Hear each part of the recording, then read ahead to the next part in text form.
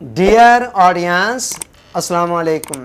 यूनान के मुफक्कर अरस्तु का एक कॉल है, the roots of education are bitter but the fruit is sweet.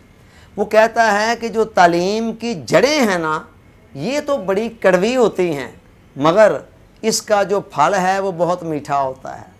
कायनात को डिज़ाइन करने वाले खालिक और मालिक ने यहाँ का निज़ाम कुछ इस तरह का बनाया है कि यहाँ मेहनत पहले है और नतीजा बाद में है, मुशक्क़त पहले है और राहत बाद में है, कुल्फ़तें पहले हैं, तकलीफ़ें पहले हैं, दुश्वारियाँ पहले हैं और आसानियाँ बाद में आती हैं। कुरान मजीद के अंदर इसी उसूल की तरफ इशारा करते हुए फरमाया गया कि सयजअलुल्लाहु बादा उसरिन युसरा, अन करीब अल्लाह ताला मुश्किल के बाद तुम्हारे लिए आसानी भी पैदा कर देगा।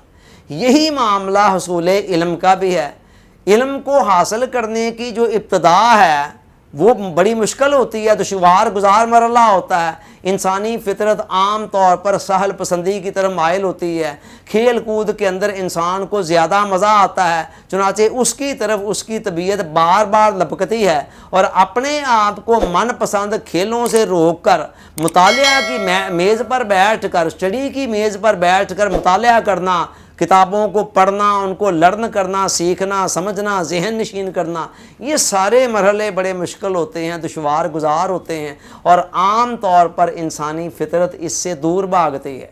तो यही बात यहाँ कही गई है कि जो roots of education are bitter, कि जो तालीम की जड़ें हैं ना, यानी इब्तदाई अरसा है तालीम हसूल इल्म का, तालीम का, वो बड़ा मुश्किल होता है, सख्त होता है, जड़ें बड़ी कड़वी होती हैं। मगर जब इंसान चंद साल लगा लेता है, मेहनतों वाले पीरियड से गुज़र जाता है और फिर इल्म के फल के हासिल करने का वक़्त आता है, फिर ज़माना उस बंदे को सर आँखों पे बिठाता है, फिर वो अपने इल्म को एंजॉय भी कर रहा होता है, उसको डिलीवर भी कर रहा होता है और इल्म की वसअतों ने उसके जहन के अंदर कई नए दरवाज़े और कायनात के नई कई हक़ाइक़ आश्कार कर दिए होते हैं। और ये मज़ा इतना बड़ा मज़ा है कि दुनिया की किसी मादी चीज़ के अंदर ये लज्जत नहीं है।